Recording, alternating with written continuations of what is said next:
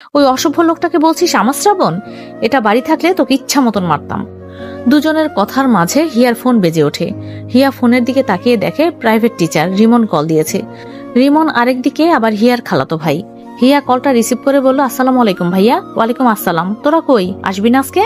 ভাইয়া আসছি, তাড়াতাড়ি আয়। হিয়া ফোনটা ব্যাগে রেখে নেহাকে নিয়ে ভেতরে চলে যায়।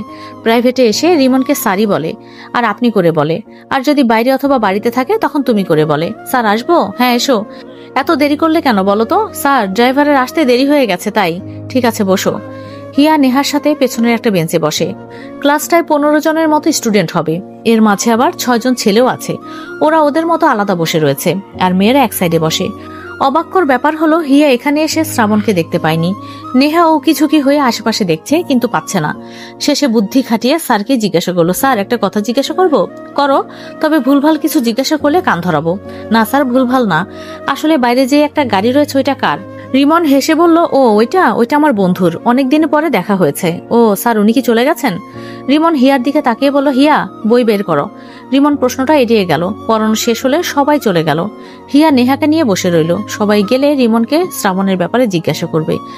এর মাঝে ওদেরই ক্লাসমেট রাকিব হিয়াকে বলল, হিয়া একটু বাইরে আয় তো, কথা আছে। ঠিক আছে, বাইরে দাঁড়া। সবাই চলে গেল। রিমন ল্যাপটপ খুলে বসলো। হিয়া নেহাকে নিয়ে ওর সামনে এসে বলল, ভাইয়া তোমার সাথে একটা কথা আছে। কি কথা বলো? কোনো পড়া বুঝিসনি? পড়া না, অন্য বিষয়ে বল। ভাইয়া বাইরে যে গাড়িটা, মানে শ্রাবণ, উনি কি তোমার ফ্রেন্ড? রিমন ল্যাপটপ চাপিয়ে হেসে বলল, না, দুলাভাই হয়। হিয়া এমন কথায় ভেবাচাকা খেয়ে যায়। নেহা ঠাস করে বলে উঠল, দুলাভাই বলতে হিয়ার জামাই নাকি? রিমন হেসে বলল, নেহাই ভালো বুঝেছে। হিয়া দুজনের দিকেই তাকালো। এরপর বিরক্ত হয়ে বলে উঠল, বুঝতে পেরেছি, সব ওই অসভ্য লোকের কাজ। আর ভাইয়া তোমাকে নিশ্চয়ই এখানে এসে কান পড়া দিয়ে গেছে। কি বলেছে বলো? আরে যা বলার বলে গেছে, ওসব তোকে শুনতে হবে না, এখন যা। ভাইয়া বলো না, না হলে কিন্তু তোমার খবর আছে। রিমন হেয়ালি করে বলল, তুই যে কি করতে পারবি তা আমার জানা আছে। আর শোন, তোকে একটা কথা বলি, শ্রাবণ অতটাও খারাপ না যতটা ভাবছিস। হিয়া নেহার হাত ধরে রাগে গটগট করে বেরিয়ে যায়। যাওয়ার আগে রিমনকে বলল, তোমার বেতন দেব না, দেখো। তুই না দিলি, যা। হিয়া ধূপধাপ পা ফেলে চলে আসে। বাইরে তাকাতেই দেখে রাকিব বাইরে দাঁড়িয়ে আছে। হিয়া রাকিবকে বলল, এই রাকিব, কি যেন বলবি? শোন, কিছু নোট লাগবে। রিমন স্যার বলল তোর কাছে পাওয়া যাবে, দিস তো। হিয়া নেহা আর রাকিব তিনজনে হাঁটতে থাকে। হিয়া রাকিবের কথার উত্তর দেয়, নোটগুলো বাসায় আছে। তাহলে ছবি তুলে দিস। ঠিক আছে। হিয়া নিজেদের বাসায় চলে আসে। এর মাঝে শ্রাবণকে দেখতে পায়নি বলে মনে মনে মহা খুশি। হিয়া ওদের ফ্ল্যাটের মেইন দরজা খোলা পেয়ে ভেতরে ঢুকে কাব্যকে দেখে। কাব্য এখানে এসেছে ছাদের আরেকটা চাবি নিতে। হিয়া ওর সাথে ভালো মন্দ দুটো কথা বলে সোজা মাহিমা বেগমের কাছে চলে যায়। সেখানে তার মাকে বলল, আম্মু তোমার সাথে কথা আছে। কি কথা বল? আম্মু, আমি রিমন ভাইয়ের কাছে পড়বো না, ভাইয়া জ্বালায়। তাহলে কার কাছে পড়বি শুনি? মাহিমা বেগম কথাটা বলতে বলতে ড্রয়িং রুমে আসে। ড্রয়িং রুমে তখন কাব্য বসেছিল। কাব্য মাহিমা বেগমকে বলে ওঠে, আন্টি কিছু মনে না করলে একটা কথা বলবো। বলো বাবা। আপনি চাইলে হিয়াপু আমার কাছে অথবা ভাইয়ার কাছে পড়তে পারে, যদি কোনো সমস্যা না থাকে। মাহিমা বেগমের কাব্যর কথাটা শুনে মন খুশিতে ভরে উঠল। এরপরে হিয়ার দিকে তাকিয়ে বললেন, কিরে পড়বি? হিয়া অসহায় হয়ে মায়ের দিকে তাকায়। মনে মনে বলে উঠল, এর থেকে তো রিমন ভাইয়ার কথাও মজা লাগতো। না ভাই, আমি রিমন ভাইয়ের কাছেই পড়বো, কিন্তু আম্মুকে এখন না করব কি করে? মাহিমা বেগম আবারও বলে উঠলেন, কিরে পড়বি কি? হিয়া দোটানায় পড়ে গেল। রিমনের সাথে শ্রাবণের ফ্রেন্ডশিপ জানার পরে ঠিক করেছিল রিমনের কাছেই পড়বে না, কিন্তু কাব্যর থেকে এই কথা মোটেও আশা করেনি। আরেকদিকে তার আম্মু জিজ্ঞাসা করছে পড়বি কিনা। হিয়া খুব কষ্টে হাসার চেষ্টা করে বলে উঠল, আম্মু আমি তো রিমন ভাইয়ের কাছে পড়ছি, তাহলে আবার অন্য কোথাও পড়বো কি করে? মাহিমা বেগম বললেন, তুই না মাত্র বললি ওর কাছে পড়বি না? আম্মু মজা করে বলেছি, জানোই তো ভাইয়ার সাথে কেমন ঝগড়া বাঁধে আমার। বুঝেছি। মাহিমা বেগম ছাদের আরেকটা চাবি কাব্যর দিকে এগিয়ে দিয়ে বললেন, এই যে ছাদের চাবি। ধন্যবাদ আন্টি, আসি। আর মাঝে মাঝে আমাদের ফ্ল্যাটে আসবেন। আচ্ছা, আর তোমরাও এসো। কাব্য চলে যাওয়ার জন্য পা বাড়িয়ে আবার পেছনে ফিরে বলল, আন্টি হিয়াপুর তো সামনে পরীক্ষা, সেক্ষেত্রে যদি পড়া নিয়ে কোনো সমস্যা হয় তাহলে ওপরে যেতে বলবেন। আমরা দুই ভাইয়ের যে কোনো একজন থাকলে হেল্প করব। মাহিমা বেগম বললেন, ঠিক আছে, সমস্যা হলে পাঠিয়ে দেব। কিরে হিয়া, যাবি না? হিয়া হালকা হেসে বলল, তাহলে তো ভালোই হলো। আর ভাইয়া সমস্যায় পড়লে অবশ্যই যাব। Thank you, welcome. কাব্য চলে যায়। সিঁড়ি দিয়ে ওপরতলায় উঠতে উঠতে নিজেই হেসে ওঠে। হিয়া বেচারি নিজেই নিজের ফাঁদে পড়ে গেল। কাব্য ওদের ফ্ল্যাটে এসে ছাদের চাবিটা টি টেবিলে রেখে নিজের রুমে চলে যায়। শ্রাবণ এর একটু পরে বাসায় আসে। ওপরে আসার আগে হামিদ শিকদারের সাথে দেখা হয়। এরপরে টুকটাক কথা বলে চলে আসে। সন্ধ্যার ইফতারের পরে কাব্য ছাদে চলে যায়। শ্রাবণ রুমেই মোবাইল স্ক্রল করতে থাকে। কাব্য মিনিট 5 ছাদে থেকে চলে আসে। বাড়ির কথা খুব মনে পড়ছে ওর, এভাবে আলাদা হয়ে খুবই কম থেকেছে। কাব্য শ্রাবণের রুমে এসে বলল, ভাইয়া তুমি কি বিজি? না, কেন? ভাইয়া ভালো লাগছে না, চলো না নিচে গিয়ে একটু হাঁটাহাঁটি করে আসি, চল। শ্রাবণ ওয়ালেট আর ফোন নিয়ে রুম থেকে বের হয়। কাব্য রুম থেকে ফোনটা নিয়ে আসে। দুজনে ফ্ল্যাট থেকে বের হয়।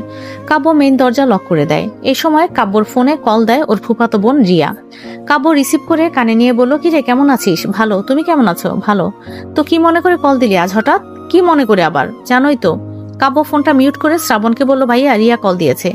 শ্রাবণ সিঁড়ি দিয়ে নামতে নামতে বলল, ব্লক করে দে। কাব্য শ্রাবণের স্পষ্ট জবাবে কিছু বলল না। রিয়াকে বলল, বল, কি যেন বলছিলি? শ্রাবণ ভাইয়া কোথায়? কাজ করছে। মিথ্যে কথা, এসে দেখে যা। মজা করো না তো, ভাইয়ার কাছে ফোনটা দাও। তুই কি আমার বেআইন যে মজা করব? বললাম না কাজ করছে, একটু ভিডিও কলে দেখাও না। পারবো না, ভাইয়া জানলে বকবে। বকুক, তাও একটু। এই ফোন রাখবি নাকি ফুপিকে বলে দেব? ঠিক আছে, রাখছি। কাব্য ফোনটা কেটে দিয়ে তার বড় ভাইকে বলল, ভাইয়া এই মেয়ে তো তোমার জন্য পাগল। কে? রিয়া। শ্রাবণ তপ্ত শ্বাস ছেড়ে বলল, তাই তো ব্লক করে দিয়েছি। যতক্ষণ কথা বলবে মাথাটা খারাপ করে ফেলে, আর বাসায় আসলে তো 2-1 থাপ্পড় খেয়েই শান্ত হয়। দুজনে কথা বলতে বলতে নিচে এসে পড়ে। গেট থেকে বেরিয়ে রাস্তায় হাঁটা দেয়। বেশি দূর যাবে না, সামনেই কতটুকু রাস্তা হেঁটে ফিরে আসবে। এদিকে হিয়া রুমে শুয়ে শুয়ে শ্রাবণের কথাই ভাবছিল। শ্রাবণ যে ওর জন্যই এখানে এসেছে সেটা এখনো বিশ্বাস হয় না। ঝগড়ার মাঝে এটা বলতে হবে, ছেলেটা দেখতে সুন্দর আছে, হ্যান্ডসাম, গম্ভীর, চালাক, সব দিক দিয়েই পারফেক্ট। কিন্তু ওকে যে একদিনে ভালোবেসে এখানে এসেছে এটা ওর বিশ্বাসই হয় না। মনে হয় ছেলেটা মজা নিতে এসেছে, কিন্তু চোখের সামনে যা হচ্ছে তা দেখে তো মনে হচ্ছে না যে ছেলেটা মজা নিতে এসেছে। আর রিমনও তো বলল শ্রাবণ ভালো ছেলে। হিয়া কথাগুলো ভাবতে ভাবতেই পড়তে বসলো। শ্রাবণ রাস্তা দিয়ে হাঁটতে হাঁটতে হিয়াকে মেসেজ দিল, বৌজান কি করছো? হিয়া ফোনের দিকে তাকিয়ে শ্রাবণের মেসেজ দেখে বই রেখে ফোনটা হাতে নিল। মেসেজে রিপ্লাই দিল, বৌজান ছাড়া কি আর কোনো কথা নেই? বউকে বৌজান বলবো না তো কি বলবো? আমি কি আপনার বিয়ে করা বউ যে বৌজান বলতে হবে? বিয়ে করা ছাড়াই না হয় বললাম, সমস্যা কোথায়? আর তুমি তো আমাকে বাধ্য করেছো বলতে। মোটেও না, মোটেও হ্যাঁ। না, হ্যাঁ। রাখলাম, ভালো থাকবেন। শ্রাবণ ঠোঁট কামড়ে হেসে মেসেজ লিখলো, রেখে দিলে কি করে ভালো থাকবো? যেভাবে আগে ছিলেন সেভাবেই। আগে তো ভালোই ছিলাম, মাঝখানে তুমি এলে কেন? আর এখনই বা কেন দূরে সরিয়ে দিচ্ছ? হিয়া মেসেজটা পড়ে কি উত্তর দিবে ভেবে পেল না। শ্রাবণ আবার মেসেজ দিল, লোকে যেমন 1 মিনিটে কাউকে ভালোবাসতে পারে, আবার এমনও সময় আসে 1 সেকেন্ডে তাকে ঘৃণাও করতে পারবে। তোমাকে দেখার পর আমার মধ্যে কোনো ঘৃণা জন্মায়নি যে ভুলে যাব। আমি তোমাকে ভালোবাসি, ভালোবেসেই তোমার কাছে এসেছি। হিয়া মেসেজটা পড়ে শকড। সাথে সাথে লিখলো, আমি পড়তে বসবো, পরে কথা হবে। শ্রাবণ মেসেজটা সিন করে রেখে দিল। কাব্য একটা দোকানের সামনে এসে তার বড় ভাইকে বলল, ভাইয়া একটু দাঁড়াও, আসছি। শ্রাবণ দাঁড়ায়। কাব্য দোকান থেকে বেরিয়ে আসে, হাতে কয়েকটা চকলেট। শ্রাবণের বুঝতে বাকি নেই ও চকলেট নিয়ে এসেছে কেন। যাই হোক, শ্রাবণ এই মুহূর্তে কিচ্ছু বলল না। কাব্য শ্রাবণের কাছে এসে বলল, ভাইয়া চলো চলে যাই। কেন, ঘুরবি না? না, হয়ে গেছে। সত্যি করে বলতো এখানে কেন এসেছিস? চকলেট কিনতে। শ্রাবণ মুখ বাঁকিয়ে বলল, তুই যে কোন চকলেট কিনতে এসেছিস বুঝতে বাকি নেই ভাই। ভাইয়া এইবারই শেষ। শ্রাবণ হাঁটতে হাঁটতে গভীর শ্বাস ছেড়ে বলল, যে একবার সিগারেট ছুঁয়েছে সে ছাড়তে চেয়েও সিগারেট ছাড়তে পারেনি। শ্রাবণ কাব্যকে নিয়ে বাসায় চলে আসলো। দোতলায় হিয়াদের ফ্ল্যাট দিয়ে যাওয়ার সময় হিয়ার সাথে দেখা হয়। হিয়া মনে হয় নিচতলায় কোনো একটা দরকারে এসেছিল। হিয়া নিজেদের ফ্ল্যাটের মেইন দরজা খুলে ভেতরে ঢুকতে নিলে কাব্য ডেকে উঠল, আপু শুনুন। হিয়া পট করে পেছনে তাকালো, দরজা বন্ধ করে বাহিরে দাঁড়ালো। শ্রাবণও বুঝতে পারল না কাব্য হিয়াকে কেন ডেকেছে। কাব্য এগিয়ে গিয়ে হিয়ার সামনে দাঁড়ালো। হিয়া বলল, কিছু বলবেন? কাব্য পকেট থেকে 2টো চকলেট বের করে হিয়ার দিকে এগিয়ে দিয়ে বলল, আপনার জন্য। হিয়া চকলেট হাতে নিয়ে বলল, আমার জন্য? আমার তো বোন নেই, আপনি আমার বোনের মতো, তাই ভাবলাম আপনাকে দেই। আবার ভাববেন না যে কিছু মিশিয়ে দিয়েছি। আমাকে ভাই মনে করে চকলেটগুলো খেতে পারেন। হিয়া কাব্যর দিকে কিছুক্ষণ তাকিয়ে রইল, এরপর হেসে বলল, ঠিক আছে, আজকে থেকে আমরা ভাই বোন। আর থ্যাংক ইউ। কাব্য খুশি হলো। এরপর হেসে বলল, ভাই বোনের মধ্যে নো থ্যাঙ্কস, নো সরি। আচ্ছা ঠিক আছে। হিয়া চলে যেতে নিলে কাব্য আবারও ডেকে বলল, আপু আপনি কিন্তু আমারই বোন, আমার ভাইয়ের কিন্তু না। হিয়ার চোখ চলে যায় শ্রাবণের দিকে। অজান্তেই হিয়ার মুখে হাসি চলে এলো। কাব্য বলে উঠল, হেসেছেন তো ফেসেছেন। হিয়া লজ্জা পেয়ে চলে গেল। ওর যাওয়ার পানে তাকিয়ে কাব্য শ্রাবণকে ফিসফিস করে বলল, ভাইয়া তোমার অর্ধেক সেটিং ডান। শ্রাবণ কাব্যর পিঠে হাত রেখে বলল, হয়েছে, এখন চল। পরদিন সকালবেলা হিয়া সারা রাত ধরে শুধু শ্রাবণের সেই মেসেজটা নিয়ে পড়েছিল। সত্যি কি ভালোবাসে? প্রশ্নটা বারবার ভাবছে। হিয়া বিছানা থেকে নেমে ব্যালকনিতে চলে যায়। সকালে নরম আবহাওয়া গায়ে লাগিয়ে রুমে চলে আসে, এরপর ওয়াশরুমে চলে যায়। ফ্রেশ হয়ে এসে বিছানা গুছিয়ে নিয়ে রেডি হয়ে নেয় প্রাইভেটে যাওয়ার জন্য। নেহা অলরেডি ফোন দিয়েছে কয়েকবার। শ্রাবণ কালকের সময় অনুযায়ী আজকেও বের হয়। হিয়া নেহার জন্য দাঁড়িয়ে আছে। শ্রাবণ নিঃশব্দে আজকে ওর পাশে দাঁড়িয়ে বলল, যেখানেই যাও ছেলে মানুষের সাথে যেন কোনো কথা বলতে না দেখি। কালকে রাকিবের সাথে বলেছিলে, কিচ্ছু বলিনি, আজ দেখলে ওখানে তোমার খবর আছে। শ্রাবণ কথাটা বলে নিজের গাড়িতে উঠল। নেহাও এলো, তবে একটুর জন্য দেখতে পারল না এই মহান পুরুষের মুখটা।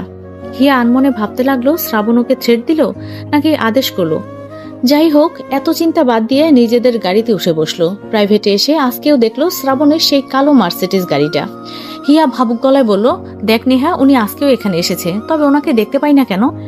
আর জানিস, উনি না আমার ওপর নজর রাখে, আমি কি করি, কোথায় যাই, সব উনি মনে হয় মুখস্থ করে রেখেছে। নেহা বলল, তুই সত্যিই লাকি রে, কেউ তোকে এক দেখায় পছন্দ করে তোদের বাড়িতে এসে থাকছে, আবার তোকে নজরে নজরেও রাখছে। কি জানি ভাই, বুঝতে পারছি না। নেহা হেসে বলল, বুঝবি বুঝবি, ভালোবেসেই দেখ, মন্দ হবে না। হিয়া হেয়ালি করে বলল, এই চল তো, দেরি হচ্ছে। হিয়া ক্লাসে ঢোকার আগে রিমন ওকে ডাকলো। হিয়া এগিয়ে গিয়ে বলল, হ্যাঁ স্যার বলুন। রিমন হেসে বলল, তোকে দেখে কনফিউজড হয়ে যাই রে, কালকে বলি বেতন দিবি না, পড়বি না। হিয়া রেগে গিয়ে বলল, এমনিই বলেছি। আর তুমি সবসময় আমায় জ্বালাও কেন? জ্বালানোর মতো তুই তো আছিস, আর কাকে জ্বালাবো? হিয়া রাগী কণ্ঠে বলল, এরপর থেকে যদি জ্বালাও তাহলে মানহানির মামলা দেব। রিমো ডোন্ট কেয়ার ভাব নিয়ে বলল, দে, জেলে গিয়ে শরবত দিয়ে আসিস। হিয়ার কান্না করতে ইচ্ছা করলো। এই শরবত শরবত শুনতে শুনতে কানটা ঝালাপালা হয়ে গেল। শ্রাবণ না হয় এখন শরবতের কথা বলে না, কিন্তু এই রিমন আজকে থেকে শুরু করলো। এটা অন্য জায়গা হলে হিয়া নিশ্চয়ই রিমনকে মারত। এখন রাগটাকে চেপে ক্লাসে গিয়ে বসলো। এরপরে যখন রিমনকে হাতের কাছে পাবে তখন ইচ্ছা মতো কেলাবে। রাত তখন 8টা। শ্রাবণ একা ছাদে এসে দোলনায় বসে আছে। এদিকে মাহিমা বেগমের মনে পড়লো ছাদে কাপড় মেলে দিয়েছিলেন, নিয়ে আসেননি। কাজের বুয়াও চলে গেছে, এখন কাকে বলবেন? তিনি নিজেও তো যেতে পারবেন না। তার সিঁড়ি বেয়ে উঠলেই বুকে ব্যথা হয়। উপায় না পেয়ে শেষে হিয়াকে পাঠালেন। হিয়া ছাদে এসে কাপড়গুলো নিয়ে চলে যেতে নিল, কিন্তু পা থেমে গেল শ্রাবণকে দেখে। শ্রাবণ হিয়াকে মোলায়েম কণ্ঠে ডাক দিল, বৌজান। হিয়া শ্রাবণের দিকে তাকিয়ে চলে এলো। শ্রাবণ মুস্কি হেসে মৃদু স্বরে একটা গান বলল। হিয়া গানটা শুনে থমকে দাঁড়ালো, না চাইতেই কেন যেন হেসে ফেলল। এখনকার পরিস্থিতির সাথে গানটা মিলে গেছে। হিয়া ভাবাভাবি বাদ দিয়ে পেছনে ফিরিয়ে এগিয়ে এলো শ্রাবণের দিকে।